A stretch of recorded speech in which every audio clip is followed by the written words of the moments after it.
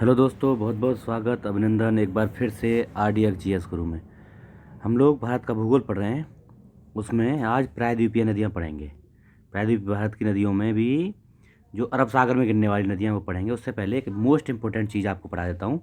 वो है नदियों द्वारा जो नदियाँ हैं पहाड़ों से निकलती हैं और समुद्र में मिलने तक विभिन्न तरह की स्थलाकृतियाँ बनाती हैं।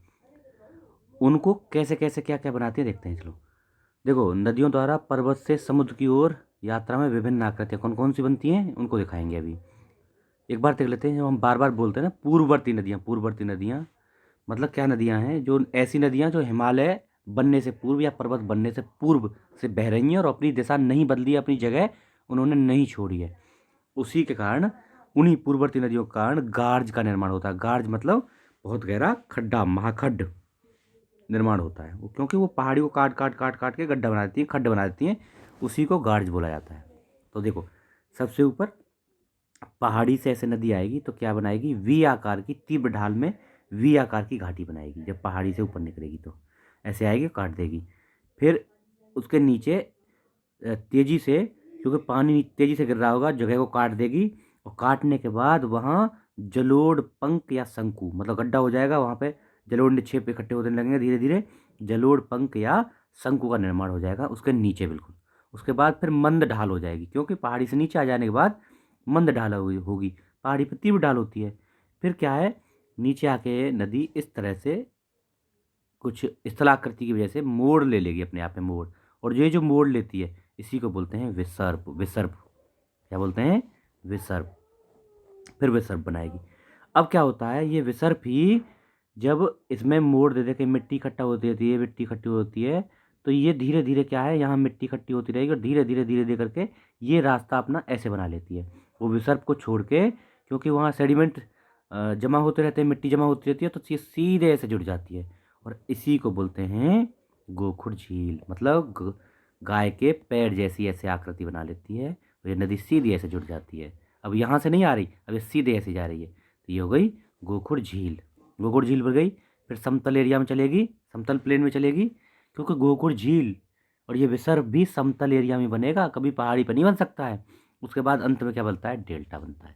तो कभी कभी ये क्वेश्चन आता है, या स्थलाकृतियाँ, नदी द्वारा बनाई गई स्थलाकृतियों को ऊपर से नीचे मतलब शुरू से लेके और अंत तक क्रम में व्यवस्थित करें, ऐसे आता है। चलो, ये तो हो गया हमारा इम्पोर्टेंट लेक्चर। अभी देखते हैं हमारा अरब सागर में गिरने वाली नदियाँ।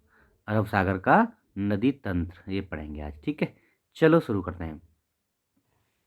पश्चिमी घाट से प्रवाहित होने वाली नदियाँ तीव्र वेग से प्रवाहित होती हैं। क्यों? क्योंकि बहुत ऊबड़ खाबड़ जगह है और पथरीली जगह है, बहुत हार्ड सरफेस है, इसलिए वो एक तो वहाँ गार्ज निर्माण नहीं होगा और बहुत तीव्र ढलान से बहती हैं।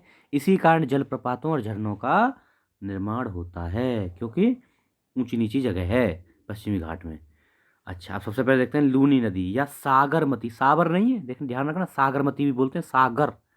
अच्छा, उत्तरी राजस्थान में अरावली, अरावली से निकलती है, अरावली पर्वतमाला से निकलती है, सांबर झील से गुजरती है। सांबर झील है राजस्थान की, खारे पानी की बहुत इंपॉर्टेंट झील है ये सांबर झील। और कच्छ के रण में विलीन हो जाती है। कौन सी? लूनी नदी। लूनी नदी कच्छ के रण में मिल जाती है। अब लिए साबरमती, ये है साबरमती। कहाँ? गांधीनगर और अहमदाबाद इसी के तट पर है। गांधीनगर गुजरात का, अहमदाबाद और गांधीनगर दोनों ही इसी के तट पर हैं। मेवाड़ उदयपुर से निकास है इसका, मेवाड़ से निकलती है और खंबात की खाड़ी मतलब गुजरात से प्रवाहित हो जाती है। कहाँ पे? खंबात की खाड़ी।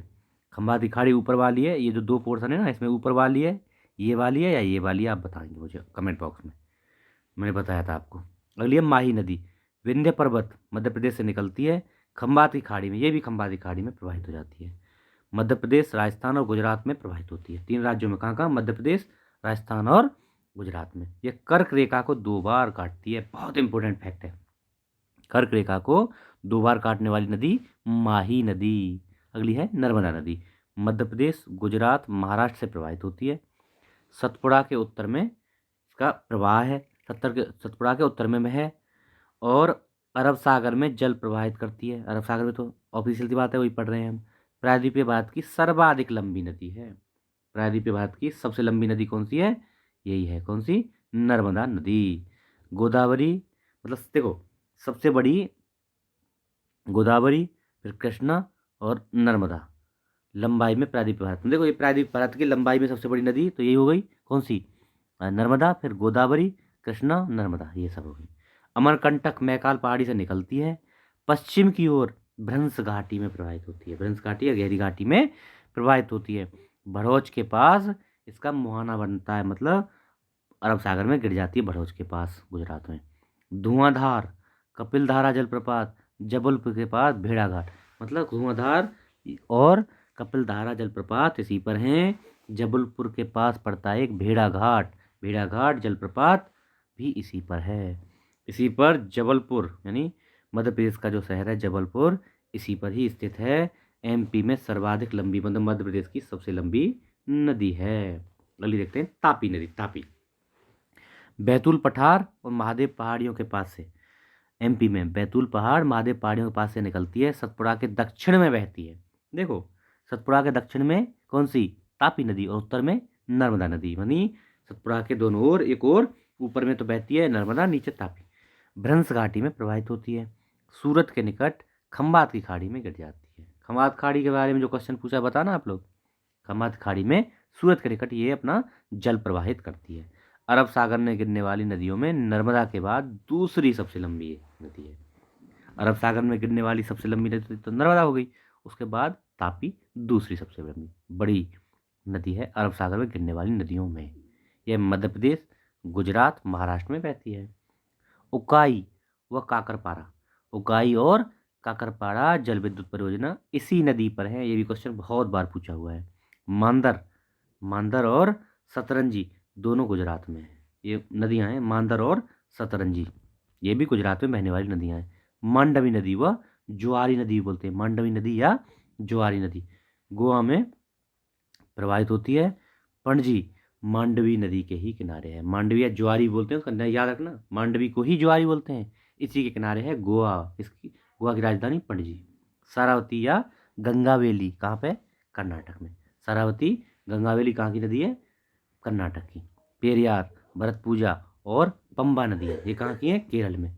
पेरियार, भरतपुजा, पंबा नदियाँ ये केरल की, और केरल की सबसे बड़ी नदी कौन सी है? भरतपुजा। ये भरतपुजा सबसे बड़ी, उसके बाद पेरियार दूसरे नंबर की, भरतपुजा, पेरियार। अब देखो, ये सिंधु नदी तंत्र पढ़ेंगे, उसके पहले एक नदी और पढ़ लेते हैं, यही अरब सागर वाली नदी है, हगरी नदी। हंगरी नहीं, हगरी। हगरी नदी पश्चिमी घाट से निकालकर कर्नाटक और आंध्र प्रदेश में बहते हुए तुंगभद्रा में प्रवाहित होती है। तुंगभद्रा में मिल जाती है, तुंगभद्रा में अपना जल प्रवाहित करती है। कौन सी है? हगरी नदी। और बेथावती, और ये क्या बोलते हैं इसको? बेथावती नाम भी इसका बोलते हैं। अरब सागर की नहीं है, ये जाती है उसमें बंगाल की खाड़ी में गिरती है, क्योंकि तुंगभद्रा उसी में मिलती है। वेदा एवं अवथी नदियाँ सह्याद्री होकर पुरा के पास मिलकर दोनों वेथावती का निर्माण करती हैं। ये इतना ज़्यादा फैक्ट नहीं है, ये था छोटा सा मामला। चलो, ये जो है ना सिंधु नदी तंत्र कल पढ़ते हैं, इसको कल ख़त्म कर देंगे नदियाँ, उसके बाद में कुछ और इम्पोर्टेंट फैक्ट आपको पढ़ाएंगे। चैनल को शेयर करिए, सब्सक्राइबर बढ़वाइए, थोड़ा सा लाइक वाइक करते रहिए। Okay, thank you so much.